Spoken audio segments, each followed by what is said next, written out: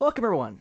The Outrage episode numero 12. Alain and Spencer Byers. Welcome in. Kyle Dubas, fired. How do you feel, Al? Because, he's an awful GM. We're good. And the Leafs need help. We're good.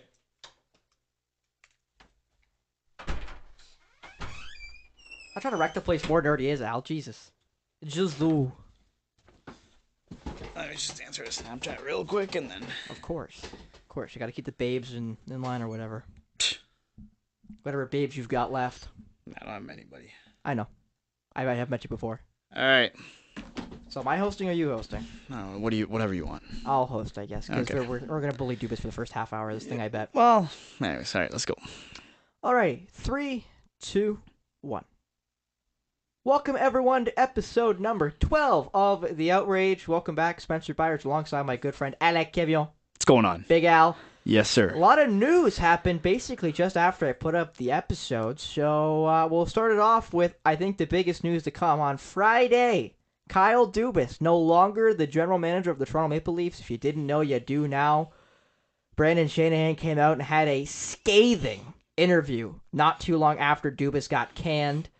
And now, after saying before he was relieved of his duties, he was saying that he either is going to be a Leaf or he's going to take some time off to be with his family. And allegedly, he had a meeting with the Pittsburgh Penguins already. So obviously, something's changed in the Dubas camp. I have no doubt because of that, again, scathing Brandon Shanahan interview on Friday. Last Friday, of course. So, It's so fishy. So Al, as a Leaf fan, Yeah. that you allegedly are, Yeah. Oh, you're welcome. Yeah. All right. What do you feel right now about Kyle Dubas no longer being the general manager of the Toronto Maple Leafs? It's definitely weird, but at the same time, I think change needs to happen regardless. I think I would have liked for the Leafs to have moved on regardless. Do I think he was the problem? No, but I think at this point you just need a change of scenery. You just need to kind of hit a reset button. Does that mean rebuild and tear everything down? No, but I also think that Brandon Shanahan shouldn't be there. Listen, if you're going to get rid of your general manager, you got to get rid of your coach because usually the coach comes with the GM. And in this particular case, they're linked. Dubas, Right. and They've been Keith linked have from the been- get-go. That was Dubas' guy from the Marlies. I'm pretty sure they were Sault together Ste. Marie. in Sault Ste. Marie. So these guys have been linked for years Yep. now. So it will be surprising if Keith does stay as the head coach. He currently is. He might start the year as the head coach with the Leafs because right now I believe he still has the best winning percentage of any Leaf coach ever, which is mind-boggling to think. But in spite of that, it is still interesting though because as you said, he is Dubas' guy, and you gotta wonder if the next GM is gonna want Keith or if he's gonna want his own guy, which I think you and I can agree most likely will be the case. I think you start this. I still stick with this though. You start the season with Sheldon at the helms, and if it doesn't work and it's ugly from the get-go, Like Babcock? kind of like the Mike Babcock situation where they lost 15 games at the early in the year. Horrible start. A terrible start. And if it's something like that, then yeah, you can move on.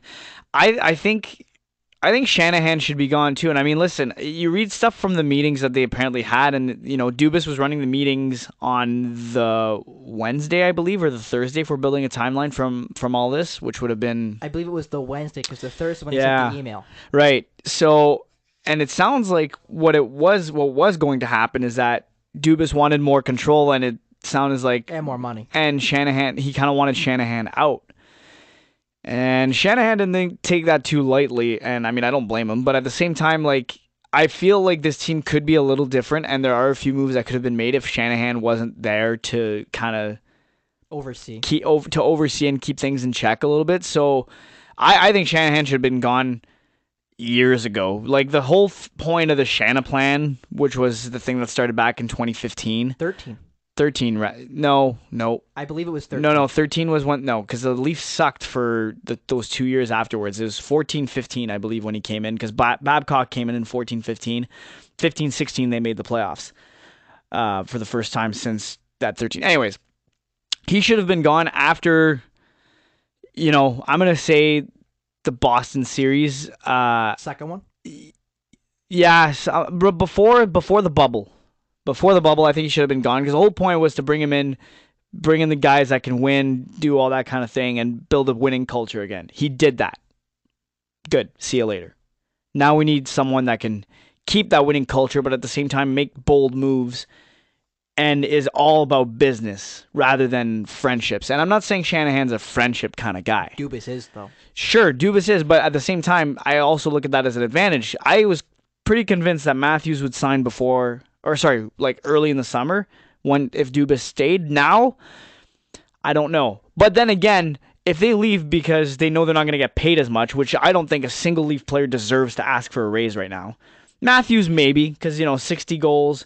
That was a year ago. Give him the bag. I think you give Matthews the money. I don't think you give him $15 million like everyone's throwing around. I think that's just absolutely absurd. Because if Matthews makes $15 million, Connor McDavid should be a $20 million player.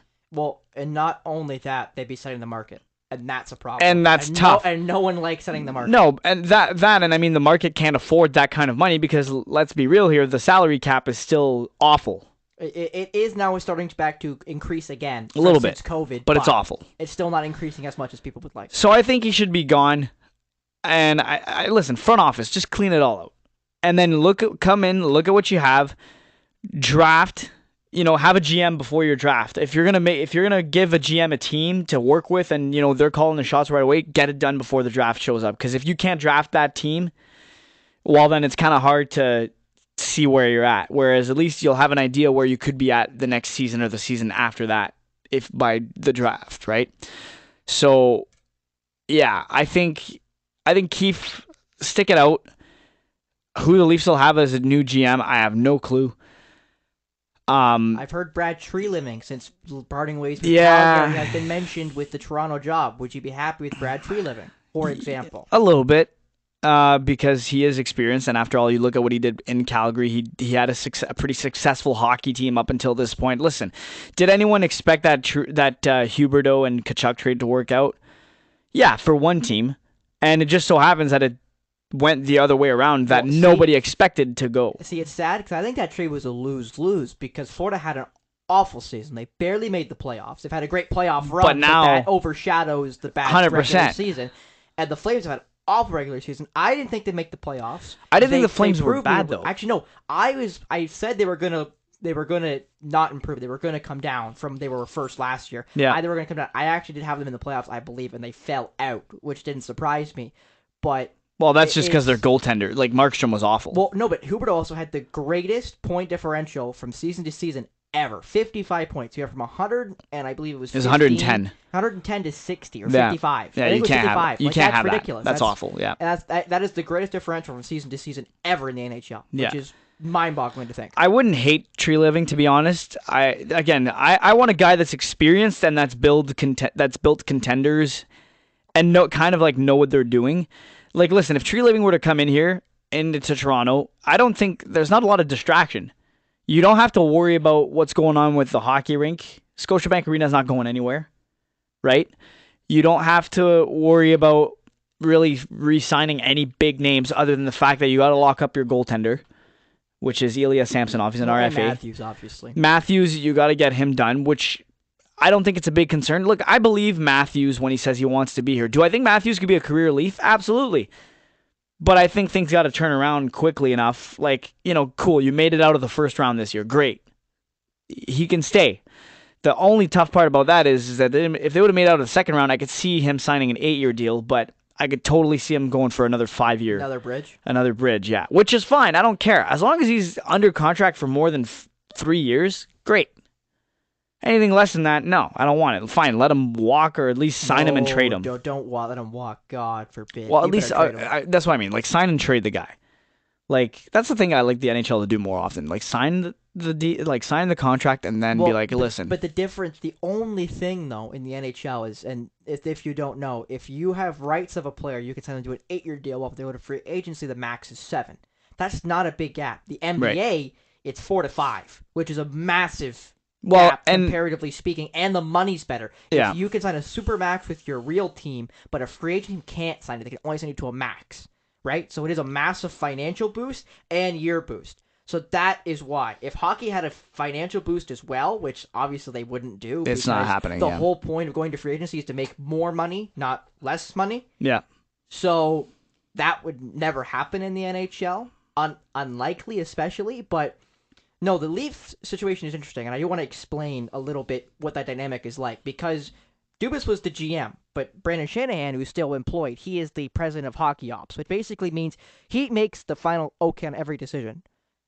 Like, Kyle Dubas is what was the GM. He made all the decisions. He made the day-to-day call-ups, call-downs, trades. But the final go-behind was Shanahan. Shanahan had to okay every single move, or you couldn't do it. And obviously, I would say most GMs don't want that because it handcuffs you majorly. Because if you are not in sync completely, which I would expect with all the moves Dubas made at this deadline, they couldn't have been, right? Because you make the Shen deal, the Gustafson deal with Lafferty. Well, you make the what was the other big deal they made? I feel like McCabe, O'Reilly, O'Reilly, Achari. Yep. Like, so I mean, I hear what you're saying, but like the problem with this is Shanahan's openly come out and said, we were ready to re-sign Dubas after the deadline. Like, we started having conversations. Well, since they won the first round, I believe, was when they started, like, they were fully invested in resigning. And that was when, that's when they were like, okay, like, we're going to get this done kind of thing. But after the deadline, that's when they started considering, okay, we should probably, like, this is a great deadline, we should probably sign him again. Mm-hmm. And now, well, I mean, this is a gong show. Like, I can't think of another situation where you saw an outing like this. Usually you see it coming. And I'm not saying I'm surprised that they parted ways. I'm just surprised as to how they parted ways. Yeah. I can't think of any other time where I've seen something like this where it's like, yeah, we'll sign him. Press conference. It's like 3 days later. 3 days later. And then, hey, TGIF. Yeah, he's actually gone. Well, why is he gone? Well, he wanted more money and he wanted this one. Yeah, and then it's like, damn, it's like, wow, like, what? Yeah, it happened really, really quickly. Like, and that, I think that is another really surprising thing, is because it literally went from he's most likely going to be the GM of the Leafs till 3 days later he's no longer the GM of the Leafs anymore. And it made no sense. Whoa. It made no sense. Like, the whole time, like, everything, it's just, it makes no sense. And I mean, you look at, did Shanahan maybe jump the gun by saying we'll part ways after getting the new package? Yeah, you had till the end of June. June 30th was his last day under contract. Yeah, and that's a thing too, Al, is now they have to do all of their draft prep and the NHL draft most likely, and worry about getting a GM. Yeah, it's somewhere in the middle there, right? And then of course, as you mentioned, they got to get a goalie because they still have Matt Murray, who's I think a walking band-aid. You and I both can admit that. Yeah, I don't think he'll play much next year. You've got Samsonov, who's up. You've got Wohl, who I think still got 2 years on a basically entry-level deal, but a minor league deal. He's in. He's going to be the backup next year. Well, actually, he could be number one, depending on... Implying Matt Murray's on the LTIR, which I think is expected, but we don't really know. That'll be figured out by the time next year rolls around. I give it to October till he gets hurt again. Yeah, we'll kick that can down the road, but this team is... I think the Leafs are in that interesting spot of, like, I wouldn't say they're a cup contender. But I wouldn't say they're like... I wouldn't say they're far off. No, that's what I mean. Like, I feel like they're like they're there. Like, they're not the mediocrity. They're the one just above that. Like, I'll say they're like a contender, but not. Really. So here's the problem, though. On paper, contenders all the way. Yes. The problem is... in practice. Well, no, they just don't get it done. That's what I mean. In practice. Oh, yeah. But like, it's like... That's the thing. Like... Everyone's like, oh, like it wasn't Dubas' fault. Like, no, it wasn't Dubas' fault. You watch the guy in the press box whenever he comes on camera and on TV. If the guy could, and I've said this before, I think on this podcast, if he could, he would play, and he'd probably be one of the best players because he wants to win. The passion is there. Yes, the passion. The slogan, whatever. That's the Leafs thing. Fine, and then you got Sheldon Keefe. His line deployments in the Tampa series, not great. Then he figures it out as it got, later into the later games of that series. And then he's just like, who cares who I got out there? This team's better. So let's play. But then you look, and they got dominated. Not because Tampa was better, just no work ethic. Florida? And then, well, no, you mentioned I'm still talking about Tampa, yeah. And then you look at the Florida series, the work's there-ish. And then they get goalied, and all of a sudden it's like, well, we can't score, so we're just going to shoot at his... I mean, that's the thing, too. Like, they did not make Bobrovsky's life miserable at all. Like, he barely had to work in that series, and he's put in the work now. Though you look at the Carolina series, yeah, I mean, Florida's gonna win the damn thing, aren't they? Now I gotta be honest here, and we'll talk about that in a second here. I'm done talking about the Leafs. Well, no, I just want to mention one more thing before the Leafs, so then we'll move on to the conference finals that are basically done at this point. Yeah, I mean, look at the way it's going. At least the East for sure. The Eastern, yeah. But I do want to say this: I am beyond tears is the word I'm going to use. Of Leaf fans telling me they keep getting goalied. I can't stand it. You got goalied against Columbus. You got goalied against Boston once. You got goalied against Montreal at the end. Like you got goalied against Florida. You got goalied against Vasilevsky in the year before you lost to Tampa last year. Like I'm sick and tired of hearing you got goalied. Okay. Well, no, at the end of the day, you're paying Austin Matthews $11 million to score goals. He had no goals against Florida. No, I hear you. I don't even know how many goals he had against Tampa, but I mean, done against Florida. He had 2 points against Florida. He had 2 assists. Okay, so in 5 games. You look at the first 2 games of that series Against Florida? Yes. There was no scoring on Bobrovsky, and the chances were there. Like they were there, and like I don't like using the term goalie either. Listen, I'm not saying that the Leafs lost because of Sergei Bobrovsky. I'm not. I hear what you're saying, and I totally agree. It's not just because of Sergei Bobrovsky. You have 4 really good lines against a team that only has 1 line, really, if you think about it. One really good line, for sure. And what did they do? 2 out of your 4 guys on your so-called core 4 did nothing. Goalless. 50 shots combined, Matthews and John Tavares. Not a single one went in the net. Is it because Bobrovsky was good? No. But even if that was true, you can't get goalied every single year and just no, say that's you can't. An excuse, right? And like, I'm not. No, I agree, and I'm not saying that. Like, listen, do I think a few times that the Leafs got goalied? Yeah, I'm gonna say. Do I think the Tampa series last year they got goalied? No, I just think they just didn't have it. Like Toronto just wasn't strong enough. There was something missing, which everyone saw. Which is why they ran it back. Is because there's like, okay, we're there. We just need a little bit more. They got that this year. Nothing. Where was Ryan O'Reilly, the so-called factor? Noel Acciari led the team in hits, which, by the way, I love that guy. I as a former Bruin, I also loved him. Noel I Acciari. actually liked him in Boston because I was like, man, this is, you know what you're getting out of Acciari. It's work. You got the puck. You're either getting bodied or I'm getting that puck back somehow. Whereas O'Reilly was like, okay, he was there, present early on in the series against Tampa.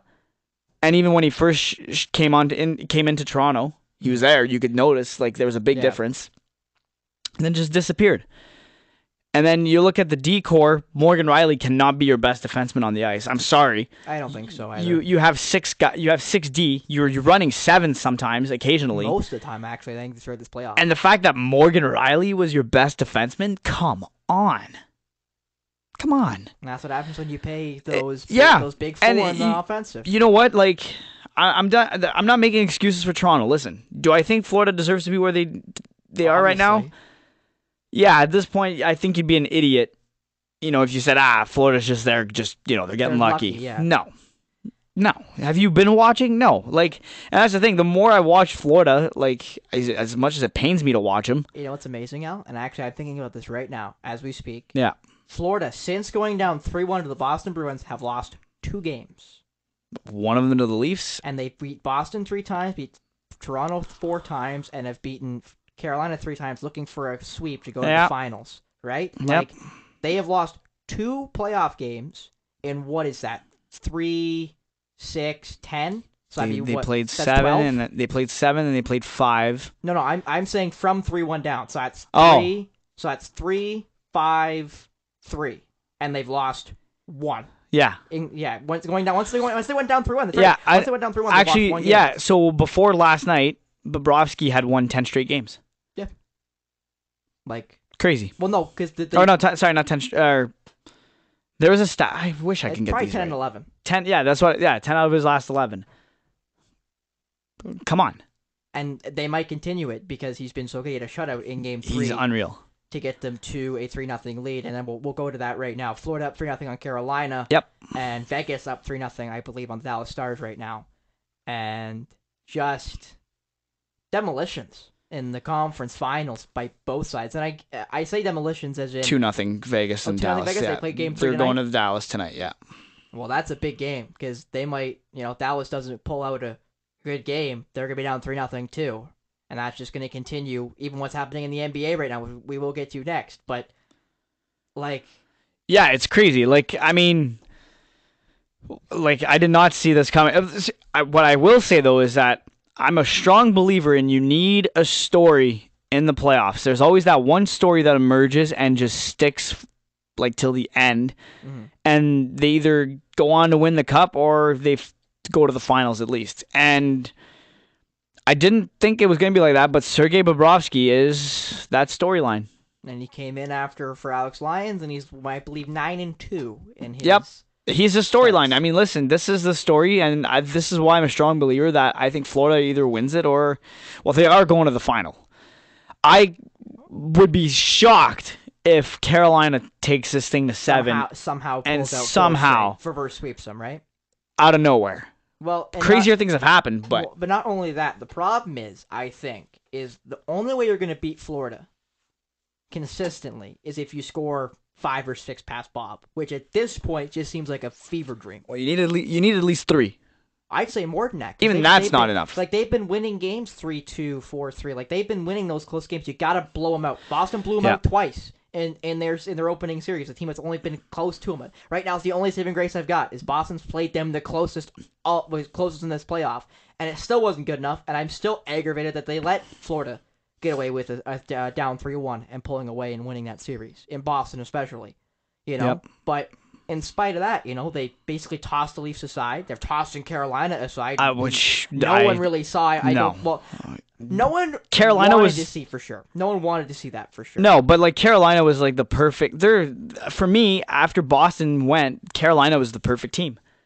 You got your defense. Even without Svechnikov. Yeah, you have your goaltender in Freddie Anderson, which is still weird to say to this day, but anyways. And then you got your offense. It doesn't matter who's out there. You're getting contribution up and down your lineup, and they're all grinders. They're skilled players. But Seth Jarvis, by the way, who's only 20 years old. Portland Winterhawks. 21. But regardless, I thought Jarvis was 26. 27. No, this guy's 21, and he's that good already. And he's one of those guys, he's a lot of skill, but he's also gritty. Those guys all put in the work. But, man, and Florida just has their system that just works. And I think what works for them is they keep everyone to the outside. As soon as that puck enters a slot, if there is a rebound, you are not getting to it. They box you right out. They treat, I think, every shift like a penalty kill when they're in their own end, and it's working. And Bobrovsky can see the puck, and Bobrovsky's the $10 million goalie that they paid. And he's finally shown up. This is when you're supposed to show up. This is the Bobrovsky that people have been waiting for I don't know, the last 4 seasons now. Since he got signed. Since he got that deal, yeah. So I think Florida's just got a system, and it works against every team they've played against so far. It has yet to bite them. Mm-hmm.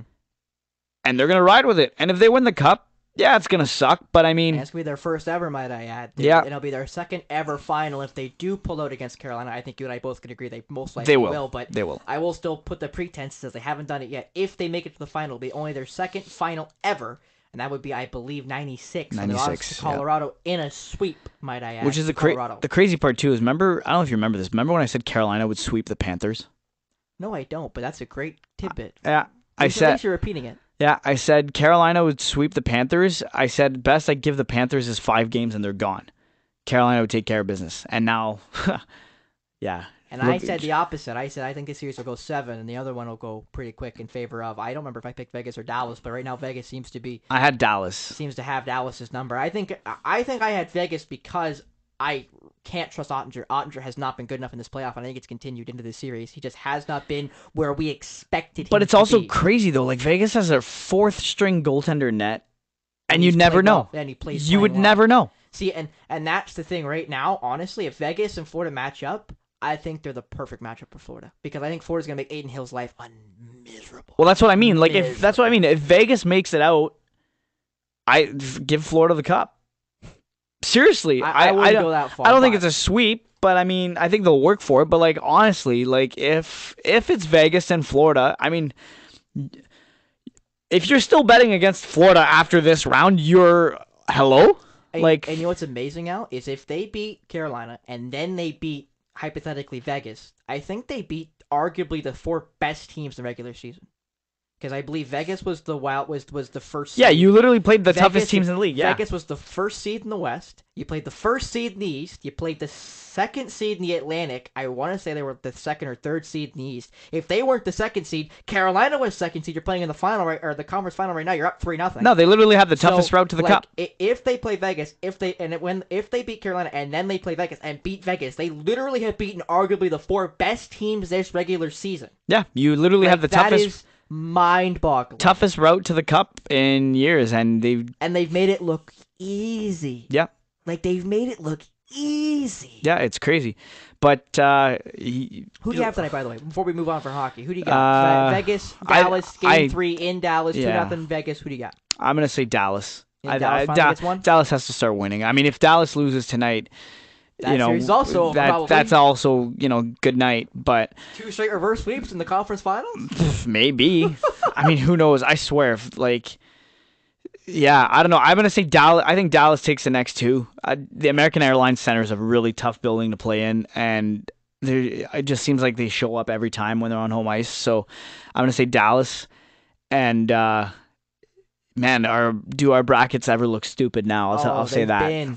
I think everyone's bracket, in all fairness to Florida, very few had them beating Boston. No one had them going to the conference finals, and no one would have had them beating Carolina in those conference finals, right? No, not even. No one would have thought they beat the number 1 team in all of hockey. Then no one would think they would have beaten either the second or third best team in the Atlantic, Tampa, or Toronto. Then they take on the best team of the Metro in Carolina. No one would have thought they beat any one of those teams. You know what's funny? They did. You know what's funny, though? I know you want to get to basketball, and we can after this. This will be like a quick thought. I think if Tampa beats Toronto, I think Tampa is in the conference finals right now. See, but Vasilevsky played so bad. Fine, but all he had to. But if you look at the others, he played bad against Toronto last year too. Then you look at the rest of the way for the playoffs last season, he was fine. I think it's just a first round thing, to be honest. Well, no, it was every other. He did the Binnington thing, where Binnington for St. Louis when they won the cup against Boston, he was every other game. He have kind of a mediocre game, and then he'd be lights out the next one. I still think he was good, but yeah. Anyways, I'm gonna say this. I think Tampa would have beat Florida if it was them instead of Toronto. Well, now we'll never know. But now they're both golfing, while Florida has a chance to go to the Stanley Cup final for the first time since 1996, and might have a chance to win it for the first time ever as a franchise, which is amazing. I mean, if they do, good for them. You can't say they didn't deserve it. If they made it this far now, they deserve to be there. I still had my questions, but after they made it out against Toronto, but now, I mean, you can't say anything. Like I said, if you're still betting against Florida at this point, you're out your mind. You're not really watching. You're out your mind. But anyways, now going basketball. on to a couple other conference finals that have been whitewashes. The Denver Nuggets sweep the Los Angeles Lakers. Did you call that sweep? I know we both had the Nugs. I'm not sure I said sweep, but I definitely wouldn't have said more than 6. We definitely had the Nuggets. I know that. And I do remember saying, too, that I wouldn't be mad if LeBron James won another ring. Yeah. Got another one. And now he's contemplating retirement. Every report coming out after this series, he said about he's got to do a lot of thinking, which it would be surprising if he did, because I know the whole thing about Bronny going to USC now. That's official commit. He's going to play a point guard at USC. I don't know if he'll declare after 1 year, because I'll tell you. I don't think he should. If you don't know, in basketball, you have to play at least 1 year post high school to be able to go to the NBA. If that's university, or if that's going to the G League to play for the Ignite team, or going overseas. So that's France. Basically, to play pro ball. Yeah, play pro ball, play G League ball, or play college ball. You have to play at least 1 year outside of high school. Yeah. So Bronny's going to USC next season. We'll see if he does declare after 1 year. But anyway, LeBron said he wants to play with his son in the NBA. Wherever the hell he gets drafted, that's where he wants to be. Yep. And now he's saying after the series loss, sweep again by the Denver Nuggets in the conference finals. The Nuggets going to their first ever finals, which is also amazing. I love it. By the way. And also want to mention Nikola Jokic winning the conference finals MVP, winning the Magic Johnson Award. Hey, Embiid, what do you got to say now? Well, it's okay. I'll probably get a Finals MVP at this point with the Yeah. way the East is looking. Hey, but... Embiid. How? Oh wait. Oh yeah, you're not playing. Yeah. Cry more, buddy. Cry more. Hey, you got your MVP. You got Good your for you. You got your little ticky tack trophy. Good for him. I'm so going for the real thing. I'm so happy for Jokic. I mean, like, this is just like, for me, it's like a silencer. It's vindication. It's yeah, absolutely. It's a silencer, like, to like all the fans that are like, you lost, like, yeah, whatever, blah blah blah. Like, you Embiid won MVP. It's like, and Embiid saying if they say they don't care about the MVP, they're lying or whatever. yeah, it's so, like, listen. At the end of the day, right now. at the end of the day, you're not playing for an MVP title, like in the regular season. Yeah. You're playing for the Larry O.B. And Nikola Jokic is right there. And I think, man, I mean, if it's Denver and Miami, like, don't get me wrong, Miami's been hot, no pun intended, but they're on a run now. Like, good luck stopping them. And Jamal Murray, by the way, another Canadian, has been fantastic. Another Canadian in the NBA Finals, second straight year now. You had Andrew Wiggins with Golden State last year, who won it, and now you got Jamal Murray, who's got a chance to bring it back to Kitchener. Waterloo area, so the KW area. That's awesome. Yeah, I like it. I mean, as far as the Bronny and LeBron James things goes, listen, I think LeBron would have to play at least 2 or 3 more seasons in the NBA before he gets to play with his kid. 2. I'd say 2 for sure. Does he have it in him? I think so. He's a competitor. I think he can. It's just whether his body will be able to take it. Listen, he had a lot of injuries this season. Didn't miss a crazy amount of time, but still sidelined enough. He's been dealing with injuries the past couple of years. Right. So, like, obviously it's catching up to him. So, I like what LeBron said today, though. He said, listen, I'm not sure if that's what, I'm paraphrasing this quote here, but I'm not sure if that's what Bronny wants in terms of, his playing goals, if it's to play with me or not. And if it's not the case, I'm okay with it. Which is much better than it was last year when he was like, hey, listen, anybody wants me, just draft my son. Which was like, come on, really? Well, see, and what I think for me is what's interesting about that particular story is I would not be surprised, Al, honestly, if he took the year off and then came back for one more season to play with Bronny, if that's what Bronny wants, as you said. Like, I would not be surprised if LeBron took a year off because of all the injuries and because of the wear and tear on his body to come back for maybe one more season, one more, I'll say, kick at the can. But would he still be in playing shape, though? Oh, definitely. Michael Jordan played baseball for a season and a half and came back and was in basketball shape, basically. Fair enough. So fair enough. I feel like LeBron would if he knew. You know what I mean? Like, if he knew he was coming back after a year, he would ensure that his body was in the best shape it could be. I don't think Bronny, though, will be good enough to declare for the NBA after his first season at USC. I don't think so, and I have even a very specific reason why. He still might, because lots of kids go after their first year because they are top, I'll say 25 kids out of high school who just want to go to the NBA and don't care if they're a first round, second round pick. They just want to go to the NBA. I still think he's an NBA player, though. Oh, I agree with that. I do think he gets underrated. He either gets overrated by people who thinks he's going to be an all-star immediately. No, he won't be. He's going to take time to develop, but I also did dislike people who say he's going to be a bum. He's going to be a bum. No, he'll be, I think he's a starter. Eventually, for sure. Eventually. I think this guy here is going to be like one of those like late bloomers, and that's why I'm saying I don't think it'd be smart for him to declare after 1 year, depending on how it goes. Like, I mean, if he has a crazy year and he does go off and this is where he finally hits his prime, sure, go ahead. But I mean, other than that, like, I don't think he'll be LaMelo Ball good. Oh, no. Because LaMelo is insane. Like, well, LaMelo went to play professional ball because he didn't go to UCLA. No, yeah, you're right. That was the story. Because LiAngelo, his middle brother, because I'll give you this story. So, I'm trying to remember the first son's name. Lonzo Ball played for UCLA. Played, I want to say, 2 years at UCLA, and then declared for the draft and got drafted third by the Lakers, I believe. But anyway, might have even been second up before Jaylen Brown. It was second. Lonzo went second. LaMelo went fourth or fifth. I think fifth. Fifth, yeah. Lonzo went second. Yeah, that was the whole big thing because everyone was like, "Oh, like look at it." Traded up. Well, yeah, and look how Lonzo shoots, and like all that conversation came up at the same time. That ugly jumper. Yeah. But yeah, no. So, anyways, Lonzo played for UCLA. His middle brother LiAngelo also played for UCLA, but then got caught in China for stealing some Louis Vuitton stuff. It was weird. Got imprisoned in China. They got him extradited back to the United States.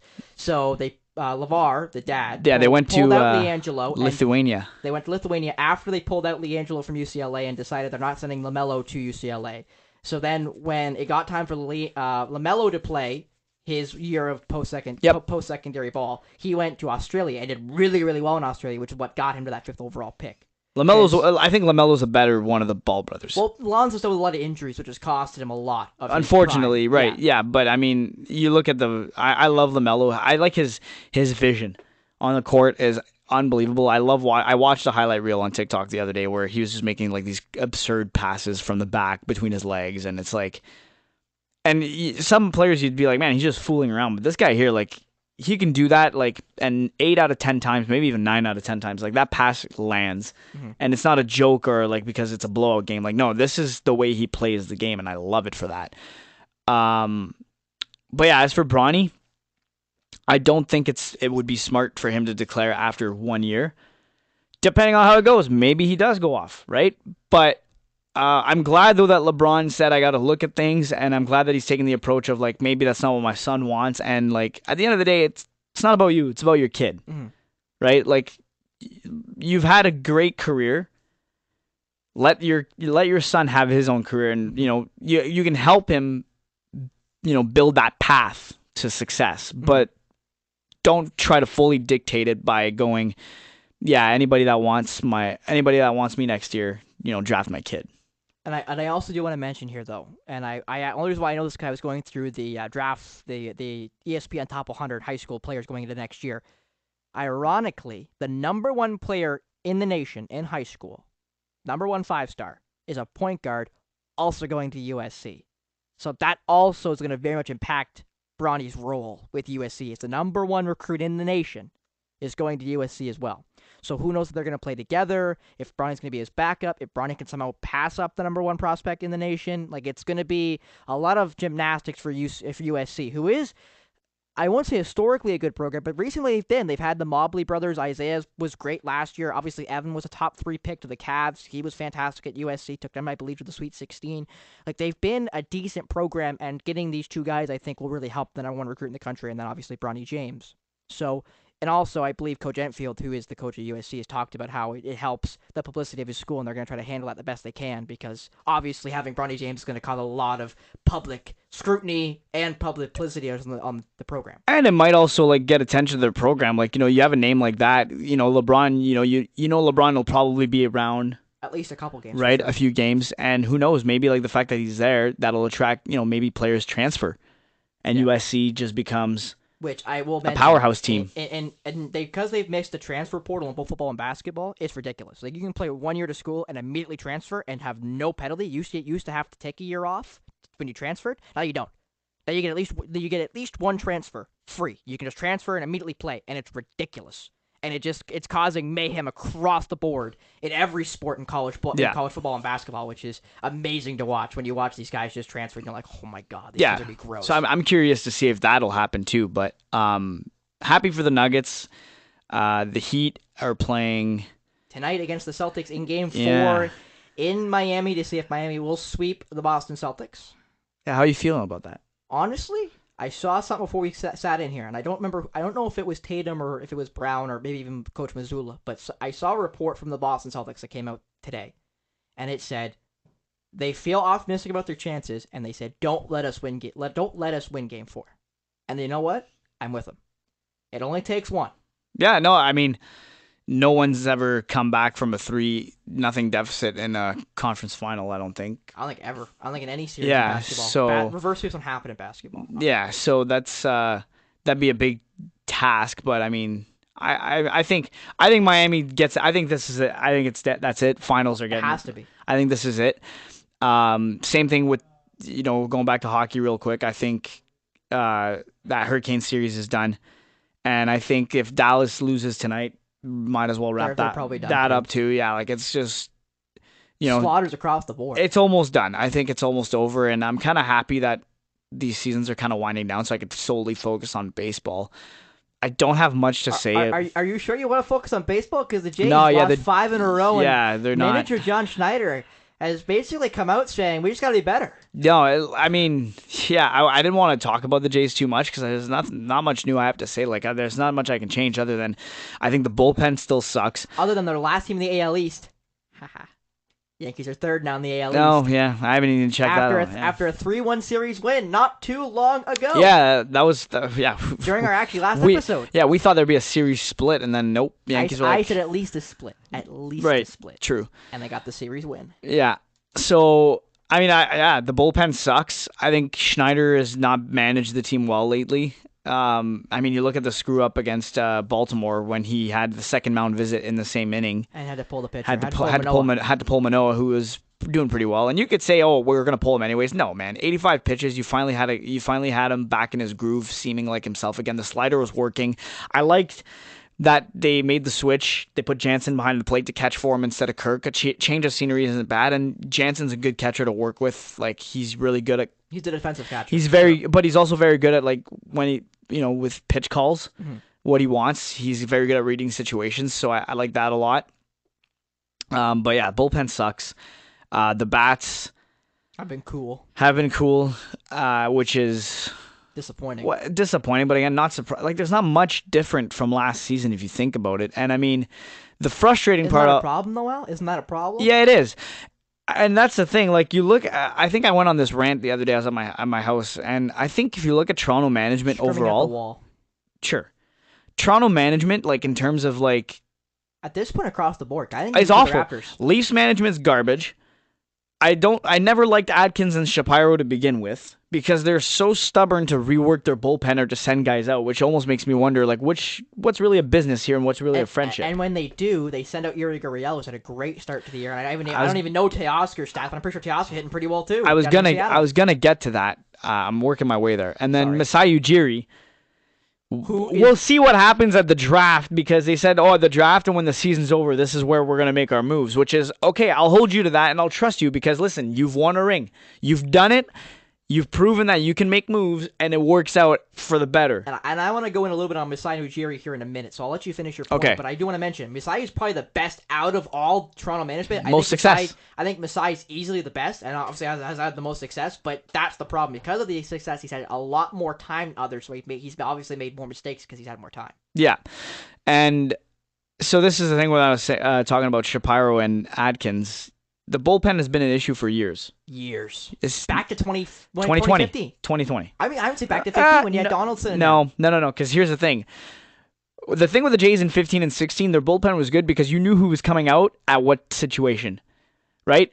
If you couldn't get a guy that threw 5 innings or more, then you just went to, take your pick. I don't know who would come out of the bullpen. It's been quite some time. But then let's say you have a guy who threw 6+, which happened quite often because the Jays had a really good starting rotation at the time. Your 7-inning guy was, come on. Cecil? No. Okay, I'll go. It's fine. So Jason Grilli was your number 8, and then your closer was Osuna, and then, man, they had a 7. It wasn't Cecil. But it's bugging me now, and it's going to bug me for the rest of this frickin' episode. But anyways, you knew who 7, 8, 9 was. Whereas the Jays, take your pick. Mm-hmm. You know Nate Pearson's your go-to guy if you don't get 5+ out of your starter, which is fine. I'm okay with it, because he can go. Pearson was supposed to be a starter to begin with. Yeah, I'm okay with it. There. But then you have Adam Simber, who's usually your 7 guy, which is fine. The 8 slot is still a question mark. And then Romano right now, I don't even know if he's a closer right now, because he can't. He's been awful. I think Swanson's the 8 guy. Supposed to be. And he's been vying for that. He's been fine. Spot. He's been really good. Yeah, like, it's been fine. The one guy for me that bugs me is Jimmy Garcia. Yeah, Jimmy Garcia's been bad. Jimmy Garcia, Tim Meza, those are 2 guys. No. Even Anthony Bass. Like, that looks awful. Yeah, he's been garbage. Awful. Like, he's so bad. He's so bad he doesn't even deserve to complain to airlines about stuff now, okay? Yeah, like, in spite of the whole brouhaha on Twitter. No, he's been bad. Like, he's just been bad on the field. So, and that's the thing. Like, your bullpen's bad. It's not. I'm not saying it's an easy fix, but look around, go shopping, see what's out there. Right? There's guys on really bad teams right now who are really good that probably don't want to be there. So try to work out a trade. I'm looking at you, Chicago White Sox. Right? That's one team where I'm like, they're really good roster. I'm pretty sure they caught Tim Anderson, their shortstop, saying, I hate this place. I don't know if you saw that on Twitter. No, he was on first base and he's saying, like, man, I hate this damn place or whatever. Yeah, insert swear word here. Yeah, insert swear word there. Yeah, you could tell, like, and you read his lips, like, it's not Yeah, It's not photoshopped or edited. Like, you can see him go, I hate this place. And it's like, ooh, okay. I would not hate Tim Anderson right now in the lineup instead of Bo Bichette, because Bo Bichette is making a bunch of errors left and right. You move him to second base. Because I've heard I like Whit Merrifield, though. Because I've heard a good friend of ours talk about how they should move him to second base, get a real shortstop, and then move obviously Whit to probably right field. Or figure out how you're going to move around the best shortstop, in recent Jays history, I guess you could say, the best one they've had so far, Troy Tulowitzki. Well, because Tulo should have been better for the Jays, because he was the best shortstop. He was good. He was the best shortstop in baseball with the Colorado Rockies. He just had a lot of injuries at the end with Toronto, which derailed everything. But he's so good defensively. That first base incident. So good defensively. No, he covered a lot of ground, big dude. So the thing was, like I said, the Jays, not a lot of major fixes to be good. But they continue to struggle. But they got to get done. Why are you waiting? The All-Star break's coming up faster than we think, by the way. Yeah. Like, it's crazy. I'm like, in June. I'm reading fantasy right now. They're like, oh, he's not coming back to the All-Star break. And I'm like, dang, that's so long away. And I'm like, checks calendar. Never mind. It's pretty close. Mm-hmm. So, I mean, do something. Like, come on, because you're not gonna make the wild card. Baltimore's really good right now. You're really bad. Baltimore I could see them. The AL East has been good. I could see Baltimore loading up at the deadline. By the way. Yeah. The Rays, I don't know how they're still that good, considering 3 out of their 5 pitchers are out with injuries. Rasmussen, 60-day IL with a flexor issue. By the way, that was a tough blow. He threw 7 innings for me in fantasy, and then the next day after that, 60-day IL. Yeah, and then I had Springs, who's now done with the Tommy John. Springs, Tommy John. Glass now still dealing with issues. Like, right there, how are they still winning games? I don't get it, but they are. The Rays formula, baby. Sure.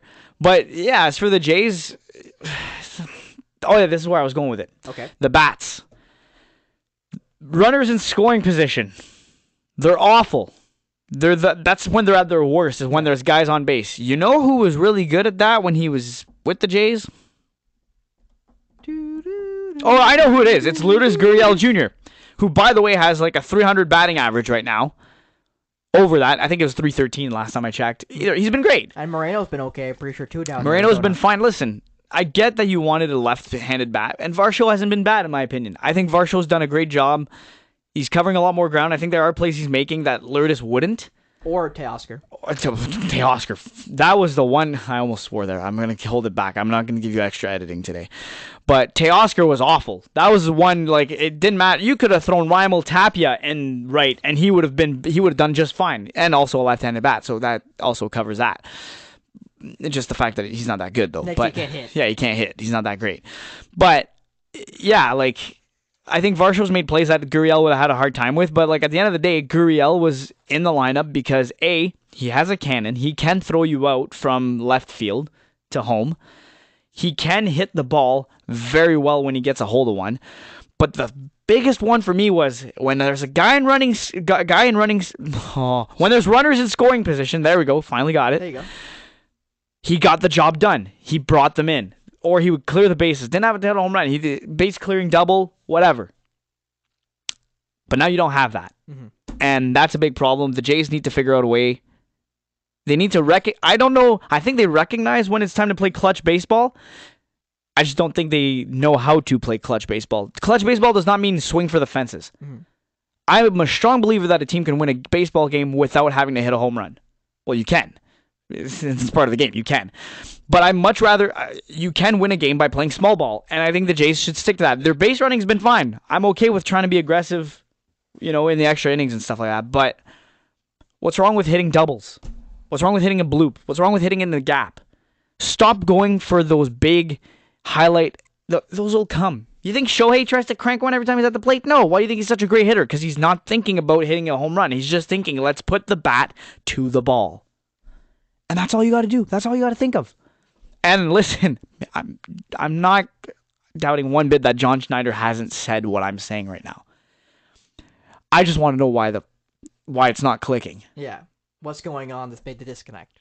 Because again, they are last right now in the AL East. I don't get it. I don't get it. But I'm still not fully concerned yet. But you're getting there, I hope. I'm getting there, yeah. I'm getting there for sure. Like, this is not one of those where, like, 160 game season, blah, blah, blah, whatever. No, like, hey, the All-Star break's coming up, and this is usually, and they've had 2 multi-game losing streaks within the last 2 yep, weeks or so. and then the deadline's not far behind after that. Mm-hmm. So... And the AL East is a lot tougher than everyone would have thought, with the Red Sox being right there. So what are you going to do? The hottest start ever. So what are you going to do? You got to do something. Yeah, the Orioles having a great start. I think if the Jays do not make the playoffs this year. Uh-oh. Yeah, that'd be a problem. If Mark Shapiro and Ross Atkins are still in the driver's seat after that. You'd be very upset. Yeah, then I'm looking at Rogers going, hey, man, what the heck? What are we doing here? I have had this thought, though, already this season where I'm like, man, I miss Alex Anthopoulos. He was so good. He was bold, calculated, and when something was wrong or something was off, he wouldn't waste a second more and let it go. No. I think Anthopoulos would have stepped in by now. I don't think Biggio's still on the team if Anthopoulos is there. I don't think Espinal is still on the team. I don't care if he made the All-Star team last year. I don't care. Shouldn't be there. Mm-hmm. Whit Merrifield is still there. I think he plays way more. Mm-hmm. And I just think it looks different. I think it's different. I think maybe even the starting pitching rotation looks a little different too. Mm-hmm. Do I think Manoah gets traded? No. Do I think Manoah gets assigned to AAA? Yeah. Oh, yeah. Listen, there's no better time to go work on your slider and your command than AAA. Go get lit up. Yeah, go ahead. Yeah, doesn't matter. You're not affecting the club. You're not winning a World Series in AAA. You're winning a World Series in the big leagues, in the MLB. Mm-hmm. We'll see what happens, man. But the Jays got to figure it out. Yeah, again, last in the AL East after. Thank you for that 400th reminder, Spencer. I get it. It sucks. You couldn't stop reminding me about the Yankees being last, so I'm making sure you're getting paid back. When? Last week? No way. Last week. Get out of here. I reminded you. You made sure to remind me every single time you could. The Yankees are behind the Jays in last in the AL East. I reminded you of Boston being ousted. I did not pick on you about the Yankees. Sure. We can go. Let's pull up the tape. Yeah, I'll roll up the tape. Yeah. I will go and find it for next episode. And you know what? You liar. If I did, well, I'm sorry. You lie. You lie on both counts. Listen. But anyway. My parents taught me not to lie. Oh, and there's a lie in and of itself. But, in spite of that. Sorry, Miss Kevio. No offense to you. Anyway, now to my rant to end her off. This is your rant? Yeah, what is it? Wait, do we have news yet? Did we break? Oh, I can't break it. Can we do it? I'm going to break it after. Okay, so I want to tee that up. Like when it comes to it. Okay, like you tee up your... Yeah. I don't even know what rant this is. I'm ranting about Masai Ujiri and the Toronto Raptors. Oh, right. They're disgusting me right now. They're very much upsetting. I mean, me too. Because, again, I am not a Raptors fan. I was going to say, coming from a Celtics fan, that's kind of weird. I am not a Raptors fan. I am a Celtics fan. I dislike the Raptors the least of any Toronto team, though. I dislike the Jays. I dislike the Which Leafs. is fair. I don't really dislike the Raptors. I don't have that hatred towards them. I mean, they're not really giving you a reason to. They haven't right? done much other than win a championship in 2019, but they even beat Boston for that. So there's not a lot of headroom between the Toronto Raptors and the Boston Celtics. They're in the same division, but you know what I mean. But Masai Ujiri today has notified. It came out in the media that they interviewed Steve Nash they're interviewed him to become the new head coach of the Toronto Raptors. That is the dumbest thing I've ever heard in my entire life. Now, why?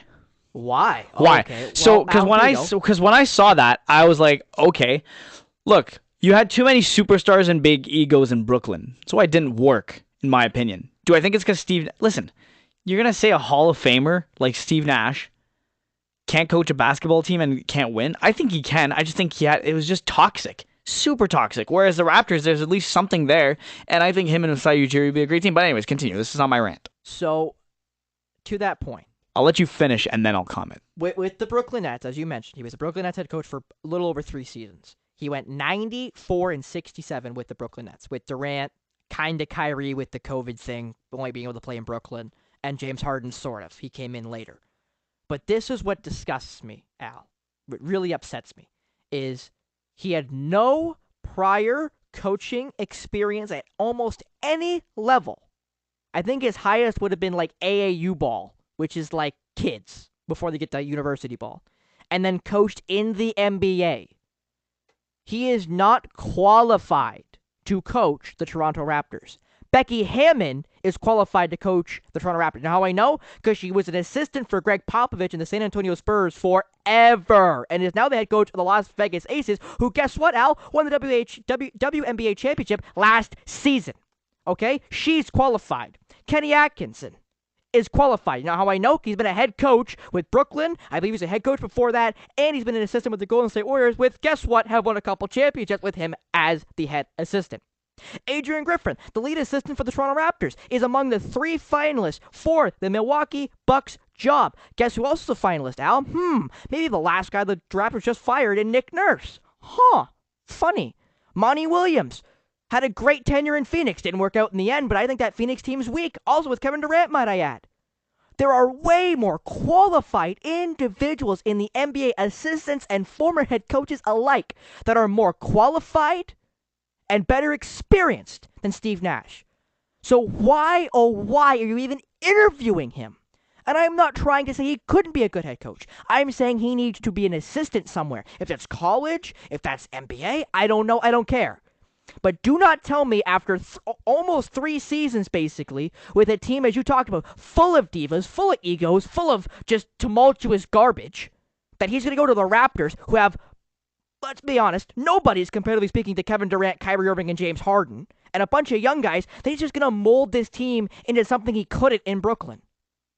It's ridiculous, and I'm disgusted that they interviewed him, because on April 27th, I put this was going to be my thing for John today in class. April 27th, remember this day, almost a month ago to the day, Adrian Wojnarowski, one of the most respected NBA insiders in all of basketball, came out and said that there was 9 candidates that were going to be interviewed for the Raptors job. That was almost a month ago.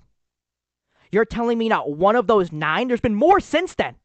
But you're telling me one of those 9 wasn't good enough interviewed or qualified enough to have the job? So you're interviewing Steve Nash? Are you joking?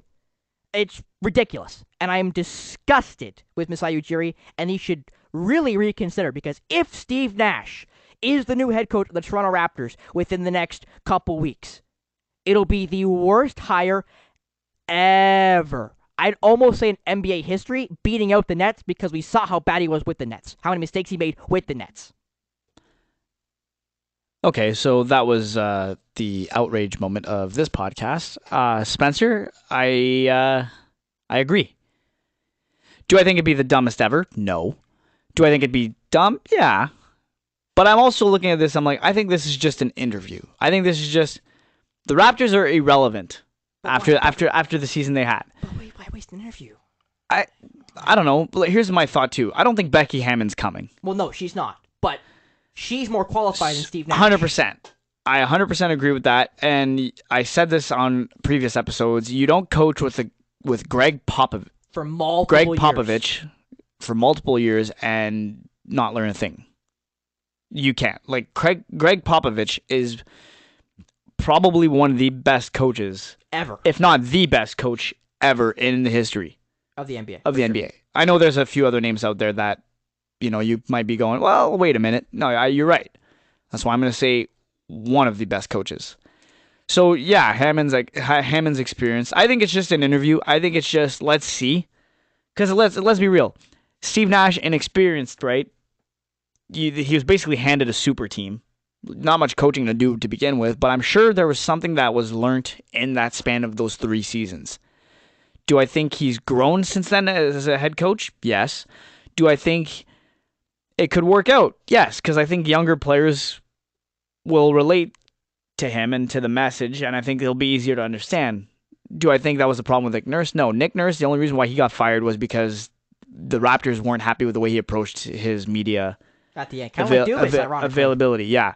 Except Dubas was a lot different. Dubas was due for a contract, and he was trying to manipulate the numbers and stuff and that kind of thing, whereas Nick Nurse was just kind of too honest for the Raptors' likings. So, do I think Steve Nash is going to be the coach? No. Do I think it's dumb for interviewing him? No. Just hear him out. Let's see. At the end of the day, Spencer, I don't care. Because at the end of the day, it's Masai Ujiri that I care about now. If this Raptors team is not better and not contending, well, sorry, not contending for a title, but if they're not, they can't be a play-in team next year. They need to be a playoff team. I don't want them in the play-in tournament next year. If they are, it's a failure of a season. Right there. Masai Ujiri said, once the season's over and there's more out there and other teams are willing to talk and, we could have more chances to make better deals. Because let's be real, again, Jakob Poeltl, what the hell were you doing there? Right? Like, what did you expect was going to happen? I'm sorry, no. And you also blew a 19-point lead, so that can't happen. And made 50% of your free throws, but... Yeah, so, and you blamed it on a little girl. 8-year-old girl. 8-year-old girl, to be more precise, which is DeMar DeRozan's daughter. Come on. For me, it's Masai Ujiri that is the next puzzle piece to go. If the Raptors fail, I'm going to take Masai Ujiri's word for it. Because he has not lied to the Raptors fan base, and he's been totally honest and upfront, and he's backed up every single thing he said. So until the end of the season, until the free agency pool opens, until the draft shows up, and there's trades to be made and deals to be had or whatever, let's see where it goes kind of thing. That's why I'm not totally crazy, or not totally blowing it out of proportion right now with the whole Steve Nash thing. I'm just looking at it as an interview, explore all your options.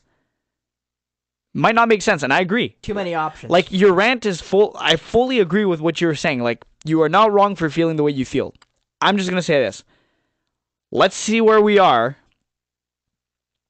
at the end of the free agency period, once free agency opens, and at the end of the draft. And once the season's over and all is said and done, basically when training camp shows up and whatnot. Mm-hmm. If it's not better, or you're not looking at the Raptors and going, "Oh, this could be better," there might be something there. Ujiri's got to go. And the best part is, if he goes, his name will be up in the rafters. He will. Oh, he's still going to go down in history, yeah. He might even make the Basketball Hall of Fame because of what he's done for Africa and how he's built up their programs and stuff like that. And you also brought the first ever NBA title to Canada. Yeah. You're already, just that alone, I think cements him as a Hall of Fame executive. Yeah. And also and if that wasn't enough, just the fact that he made that trade, DeMar DeRozan, Kawhi Leonard, that's a big trade. That was huge. A lot of people were like, well, why didn't you send out Lowry? I was one of them. And then it worked out the way it did. It's okay, cool. And that's kind of what really made me believe in Masai. And it's you know what? He hasn't given the Raptors or me, in my opinion, a reason to doubt or not believe in him and go, you've lost your marbles. Mm-hmm. But it looks like it could be coming now with this whole thing. It's a very important offseason. It's a critical offseason. Very much so. So let's just write it out. I trust Masai Ujiri for now. And we'll see. And I'll leave it at that. And heck, if you want to, we could probably also wrap up this. No! No! I was going to let you remember. No! Ladies and gentlemen of the outrage, Spencer frickin' Byers, after 2 weeks of highly anticipated teasing, he finally has an announcement. Spencer, the floor is yours. So as Alain mentioned 2 weeks ago, he will be going to the Fan 590. I can now officially say I will be an intern at TSN 1050. So we're officially rivals. We need hand clapping sound effect. Oh, I just knocked the mic. Sorry. Yeah, great job. Some hand clapping sound effects or loud crowd cheers, woo. Yeah, 1050. We're not. We've technically been rivals since we showed up to the school, have we not? No, we haven't been rivals. Well, we can't be rivals if we're not equal. Buddy's a Celtics and Bruins fan, Yankees fan too. I'm a Jays fan, Leafs fan, and did I miss something? Probably I'm a huge wagon Raptors fan. If someone called me a fake Raptors fan, that I'd be okay with. You shake their hand. that I'd be like, you sir are very good at observation. Yeah. Al, to be rivals, we have to be equals, and I'm way above you. So we can't be rivals. You know what? In all seriousness, if you think about it, 1050 is a bigger number than 590. So a lot bigger. Almost double. Just a tad. But yeah, no. Okay. So do you know what you're gonna be doing yet? Not particularly. Okay. Do you know what your hours are like yet? I was told the 2 shifts that were plausible. What does that mean? We had a 10-minute conversation because I happened to have my interview on Friday when Kyle Dubas got canned. So nice. Talk about timing. Yeah. Literally, we were supposed to have me and Noah, the other kid, going. he was supposed to have an interview at 3. I was gonna have mine at 2:30, so I was gonna go he's first going. on Friday. He's going to 10:50 as well. Oh, there you go. So I was gonna go first. During our classes on Friday, and I was gonna Yeah. drive home. Oh no. Make it home before 2:30, and then do my Zoom at home. We then got an email at like 10 o'clock saying, "Hey, we're gonna do it with you two good together at 2 o'clock." And when it gets to like 1:50, Wait, time out. You guys interviewed like at the same time? yeah, we were in the same room on the same computer. Okay, well, geez, you're in. And not only that, Al, the best part was So weird. It was supposed to be at 2 o'clock. We got pushed to 2:10 because of the breaking news. Dang. So we only had like a 10-minute conversation about, hey, hi, you two, little introductions. I don't know how I feel about that. Imagine if me and you would have interviewed for $5.90. I don't know if I would have been able to do that. Won. And you would have said nothing to me, and it would have made me look great. So that was what would have happened. I don't know. We'll never know. I'm glad we didn't have to find out that way because I don't think. It would have hurt your ego. I don't. Maybe it's because I'm a Leafs fan, but like I don't have that killer instinct. Yeah. Like No doubt. I did like when it's one like when we're not in the same like you know what I mean. Like if we would have been there, I don't know if I would have been able to publicly like step on you with you there. But there's nothing to step on Spencer anyways. Like Spencer is good, and I'm glad he fully deserves to be at 10:50. I think he's going to do great things, and I'm not just saying that because we're on a podcast together. I genuinely mean that. But yeah, that's so weird. Interview. I don't know if I would have been able to interview with another person in there at the same time. But no, but they're just internships. Like, and she just said they're just internships. Right. Like, there's not a guarantee of a job after this. Or So what are the but- two shifts? Well, they were 7 to 2.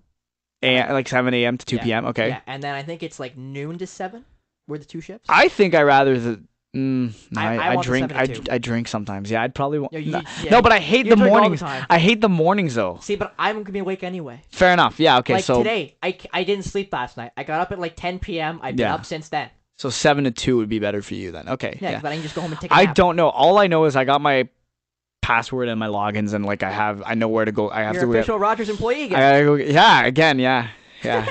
For those of you who don't know the story, I used to work with Rogers a couple of years ago. Up north, yeah. I was with them full time, and then COVID happened, and things happened, and Cuts were made. yeah. And now it's like I'm back. But yeah. Anyways, I got all my stuff there. I gotta go pick up like the company he's laptop. like Jason Voorhees. He's back. Yeah, I'm back. But yeah, so it should be fun. Cool. So yeah, Spencer's going to 10. You're going to Scarborough, eh? Yep, I'm going to. It's actually not that far from me. Actually, it's like Oh, a okay. Well, 15-minute drive. Oh man. I live in North York, so Scarborough's just over. Nice. Okay, that's all. That's pretty good because I still have to do that 1 hour train / bus commute. Yeah, because their offices are downtown, right? Yeah, they're on Jarvis, but like it's called like Mount Pleasant. Yeah, that's actually right near where Nev lives. A classmate of ours. That's kind of weird that you know that. Because I'm just kidding. I know. Because Ted Rogers' way is right there. Honest to God. Yeah, that too. And Spencer just drives people home because Spencer cares about people, which is. I live by the Dumbledore words from Harry Potter. Help will be given to those who ask for it here at Hogwarts. I don't watch Harry Potter, so I have no clue what the hell you just said. But anyways, I think that's a great quote. I still don't know. Good. It probably is. I just don't watch Harry Potter. I mean, without context, it's the perfect quote. Help will be given to those who ask for it here at Hogwarts. So if you ask for help, you'll be given it. Okay, now I got it. I for some reason I just heard something totally it's like. Because you're deaf. It's no, okay. no. Just don't have my headphones on today. All right, whatever. Yeah, we switch roles. I have the headphones. He doesn't. It's ironic. Anyways. You done now? I'm not ready to go home. Is that turkey baked? You're finally baked? No, I don't bake. Are you sure? Yeah. With how big you are. It's protein, man. It's protein. Okay. Can I do the honors?